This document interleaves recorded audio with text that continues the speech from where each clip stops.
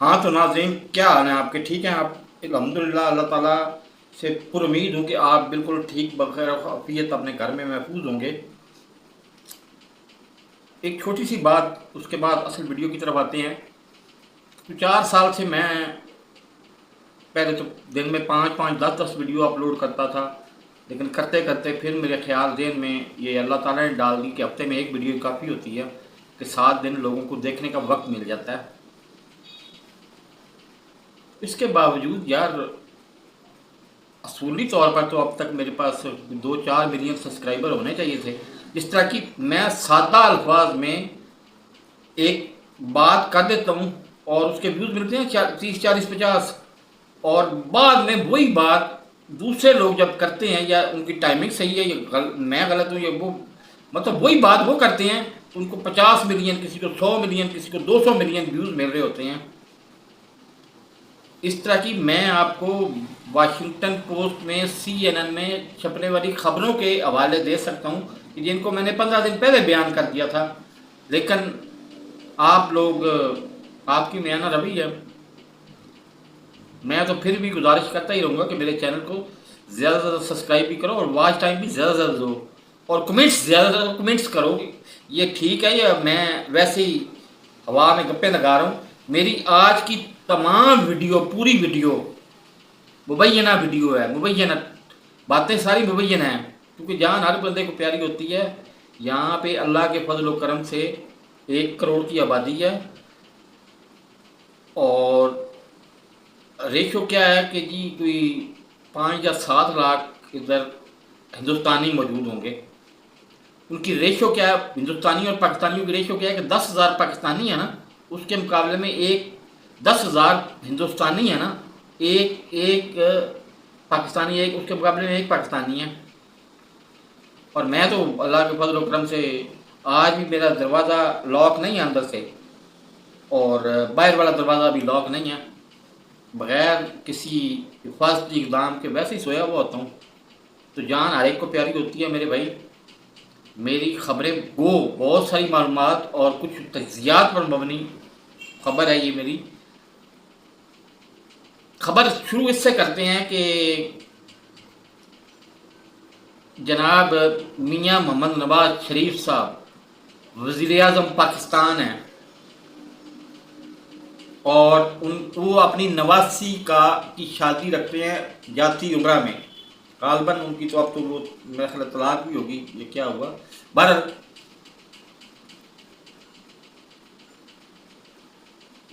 اور اسی دن مودی دورہ رکھتا ہے کابل کا۔ مزے کی بات آپ دیکھیں یہاں پہ، ذرا نا ذہن کو سمجھانے کی کوشش کریں کہ مودی کے ساتھ ہوتا ہے جندال نامی ایک شخص ہوتا ہے جو بہت بڑا بزنس مین ہے، اور مزے کی بات ہے کہ وہ پارٹنر ہے نواز شریف کا۔ وہ ادھر دن کا دورہ رکھتے ہیں، شام کو فارغ ہوتے ہیں، اچانک نہ کسی نے دعوت دی، نہ ان کے پاس پرمیشن تھی، کچھ نہیں تھا، اچانک وہ دھمکتے ہیں کابل سے سیدھے لاہور ایئرپورٹ، اور لاہور ایئرپورٹ سے سیدھے جاتی عمرہ دونوں، اور وہ شریک ہوتے ہیں شادی میں۔ تو اب کیا میں کہوں کہ جی جاتی عمرہ میں ان کے کوئی دوست یار، کوئی رشتہ داری نہیں تھی ان کے، ظاہر ہے اپنے کوئی تھے تو وہ آئے نا یہاں پر، کوئی بزنس انٹرسٹ تھے تو وہ جندال یہاں پر آیا نا، مودی کی کوئی یاری دوستی تھی تو وہ یہاں پہ آیا نا۔ دوسری طرف ڈاٹ کنیکٹنگ کرتے جائیں آپ خود ہی۔ 1996 میں ایک بندہ جس کو میں 1986 سے جانتا ہوں، اور 1992 میں جب اس نے ورلڈ کپ جیتا، اور ابھی اس کی شادی نہیں ہوئی، پہلے زمان پارک میں، پھر میں E7 میں جاتا رہا، پھر اس کا جو اپنا اس نے فارم ہاؤس بنایا بنی گالا میں، وہاں پہ بھی جاتا رہا۔ وہ 1996 میں جماعت کا اعلان کرتا ہے، اور طویل جدوجہد، اور اسی کے لگ بھگ کچھ بعد جناب میاں محمد نواز شریف صاحب اپنا عمران خان کے لنگوٹیے یار چودھری نثار علی خان جو ہے، جو غالباً جس کی وجہ شہرت میرے نزدیک تو وہی ہے کہ جی ملک ریاض کے خلاف ہے، وہ دونوں بطور وزیر اعظم اور وزیر داخلہ یہ جاتے ہیں سوری ادھر بنی گالا میں عمران خان سے ملاقات کرنے، اور لیکن ملاقات کامیاب نہیں ہوتی کیونکہ وہ پارٹی میں شامل نہیں ہوتا، اور دوسرے نمبر پہ وہ حمایت بھی نہیں کرتا ان لوگوں کی، کام چلتا رہتا ہے۔ اس کے بعد کرتے کراتے، اور یہ بھی بات آپ ریکارڈ پہ رکھیں کہ 16 مئی 2021 کو میں نے چینل بنایا تھا، اور جتنی زیادہ تنقید کی عمران خان پر میں نے، شاید ہی کسی زندگی میں کسی بندے نے تنقید کی ہوگی جتنی میں نے عمران خان پہ کی، لیکن تنقید کے جواب میں ہوتا کیا تھا، فون آتا تھا جی میں نعیم الحق بول رہا ہوں کراچی سے، اللہ تعالیٰ کروٹ جنت میں اعلیٰ درجات دے، تو عمران خان نے آپ کو مبارکباد دی ہے، میرے لیے یہی بہت بڑا اعزاز ہوتا تھا۔ بہرحال کرتے کراتے وہ سٹوری سب سے پہلے میں ڈسکلوز کرتا ہوں جو امریکہ کا مبینہ رجیم چینج پروگرام تھا، اکتوبر میں ریلیز کرتا ہوں، میرے کو مطلب اس پہ کوئی 1500 یا 2000 ویوز آتی ہیں۔ اس کے بعد وہی سٹوری 1 مہینے کے بعد جناب ہارون رشید صاحب بیان کرتے ہیں، اور ہارون رشید صاحب اس پہ ویوز لیتے ہیں 10 یا 20 لاکھ، اور پھر وہی ٹرننگ پوائنٹ تھا کہ وہاں پہ میں نے عمران خان کی حمایت شروع کر دی، اور اتنی حمایت کی، کھل کے حمایت کی، کرتے کراتے پھر 10 اپریل کا وہ وقت بھی آ جاتا ہے جب عمران خان ایک خط لہراتا ہے۔ اس وقت میں تو کچھ چیز ہی نہیں ہوں، مجھ سے مہا بڑے دانشور جو آج بھی اللہ تعالیٰ ان کو عمر خضر عطا فرمائے، آج بھی زندہ ہیں، جناب آفتاب اقبال صاحب کہتے ہیں کہ اگر اس وقت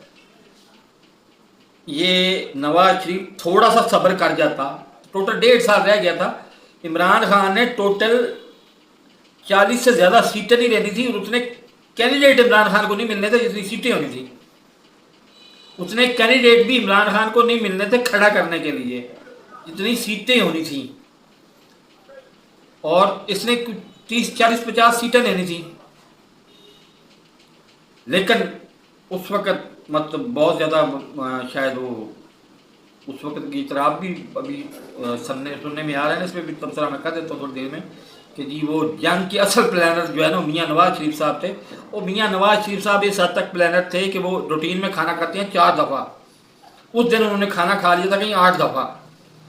تو پیٹ میں گڑبڑ ہو نا تو بندہ وہ بار بار ٹوائلٹ آتا جاتا ہے، تو وہ کوئی 50 دفعہ ٹوائلٹ آئے گئے، اسی کو انہوں نے نام دے دیا کہ جی میاں نواز شریف اصل میں جنگ کی پلاننگ کر رہے ہیں۔ جنگ کی پلاننگ اس طرح نہیں ہوتی، جنگ آپریشن، آرمی آپریشن روم، ملٹری آپریشن روم اس کو کہتے ہیں، نام اس کا میرے ذہن میں نہیں ہے، بہرحال اس میں عمران خان نے بھٹو کو ایوب خان کے دور میں 65 کی جنگ میں اس کے انچارج نے، ملٹری کا کوئی تھا جنرل یا کرنل تھا، وہ اس نے اس کو گالیاں دے کے وہاں سے نکال دیا تھا، تم کون ہوتے ہو ہماری ملٹری کی پلاننگ میں عمل دخل کرنے والے؟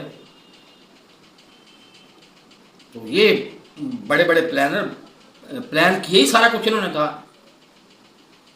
پھر آج مجھے ویڈیو بنانے کا خیال صرف اس لیے آیا کہ آج بڑا اوپن ہو گئی ہے یہ بات، میڈیا پہ آ رہی ہے کہ یہ پاکستان کو پتا تھا کہ بھارت ہم پہ حملہ کرے گا، ہم نے اس کا جواب نہیں دینا۔ اس کا مطلب ہے کہ جنگ ان کی پری پلان تھی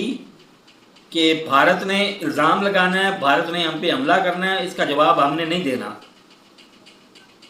تو اب اس میں آگے میں ایک سٹوری شامل کروں، فرضی سٹوری شامل کروں کہ 3 سال سے آپ ذہن میں رکھیں کہ رجیم چینج آپریشن ہوا، کامیاب ہوا، نگران وزیر اعظم کون بنے؟ جناب عزت مآب، مطلب وہ 4 فٹ کے ہیں، میرا قد 6 فٹ ہے، تو میں بہرحال عزت مآب نگران وزیر اعظم جناب شہباز شریف صاحب نگران وزیر اعظم بن گئے، پھر بعد میں منتخب 17 सीटों के साथ मुंतखब वज़ीर आज़म भी बन गया, और 17 सीटों के साथ ही ये मोदी को भी खबरदार रहना चाहिए कि शुक्र करे, इख्तफा करे कि हमने 3 राफेल नहीं गिराए हैं। हमें तो हुकूमतें गिराने का इतना ज़्यादा तजर्बा है कि 78 साल से हम यही काम यही करते रहे। काम हमारा सिर्फ यही है, वो पाक वतन की हिफाजत सिर्फ फिजाइया का काम है, हमारा काम नहीं है। हम तो हुकूमतें गिराने में, हुकूमतें बनाने में के एक्सपर्ट हैं। इस काम में वो शुक्र करना चाहिए मोदी को कि उसकी हुकूमत हमने गिरा, किसी और की हुकूमत नहीं बना दी। बहरहाल अगर मैं ये फर्ज करूं यहाँ पर कि ये नाकाम हो चुके थे हर तरफ से इमरान खान की को करैक्टर असैसिनेशन के, और इन्होंने ये ज़हन में रखे कि ये कबाड़िए जो है ना, इनका दिमाग पैसों के मुकाबले में बहुत ज़्यादा चलता है। मैं किसी स्टेज पे ये कह चुका हूँ बात कि जी अगर चार पैसे ज़्यादा मिल रहे हो ना, तो ये अपने सके बाप मियाँ शरीफ का भी सौदा कर दें, उसको भी बेच के खा जाएं। और मैं अरशद शरीफ के बारे में तो बार बार क्या कहकर थक गया हूँ ना कि अरशद शरीफ को एक रवायती किस्म की किसी थानेदार जो वो जिसका हाथ जो है ना कम से कम 2 फीट चौड़ा हो, भारी हाथ हो, उसके हवाले करें इसको। जो मियाँ वाली के होते हैं ज़्यादातर वो हवाले करें, और अगले 24 घंटे के अंदर अंदर आप इसका रिज़ल्ट ले लें कि ये उसके पीछे भी ये शरीफ फैमिली इन्वॉल्व है मुबैना तौर पर। बहरहाल अगर फ़र्ज़ करें कि मोदी और नवाज शरीफ ने आपस में मुकमुका किया हो कि यार हमसे तो जान छूट नहीं रही, तुमने जो रेस कोस्ट पे अपने ड्रोन भेज के तो बमबारी करनी है, तुम 5-10 किलोमीटर दूसरी तरफ करके अडियाला में करो बमबारी। क्योंकि इस वक्त इमरान खान बिलाशुबा मैं इसमें भी बार चैलेंज दे चुका हूँ कि आप अक़वाम मुत्तहिदा की निगरानी में शफाफ इलेक्शन करवाएं, रेफरेंडम करवाएं। अगर 80% से कम वोट इमरान खान को मिले तो मुझे सरेआम डी चौक में फांसी पर लटका दें। लेकिन क्या करें कि इमरान खान अपने खिलाफ बनाए गए झूठे और बेबुनियाद केसों से ही बरी नहीं हो रहा, तो और क्या करूंगा मैं, और अब क्या कर लेंगे। तो ये बहुत बड़ी ख़तरनाक साजिश भी हो सकती थी या हो सकती है, जान का खतरा अब भी मौजूद है कि कहीं इसी हल्ले गुल्ले में इमरान खान को नुकसान पहुंचा के तो इमरान खान से हमेशा के लिए जान न छुड़ा दी जाए। और इसमें बड़ी बड़ी आर्मी ताकतें भी इन्वॉल्व होंगी। इसमें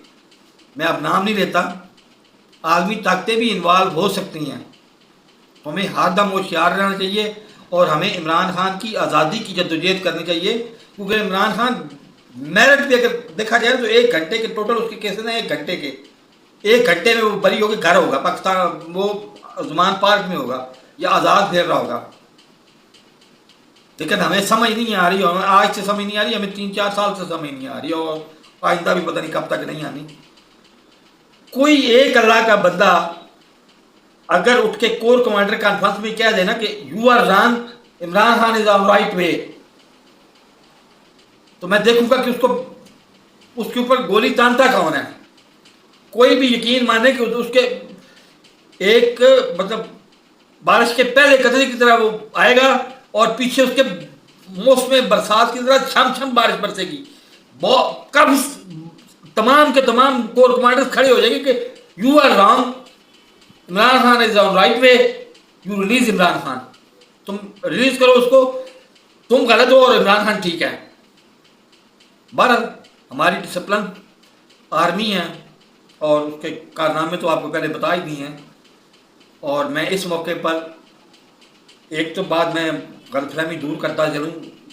कुछ लोग हैं ना, हम अफवाहें बहुत ज़्यादा फैलाते हैं और लॉजिक भी उसके पीछे हमारे को नहीं होती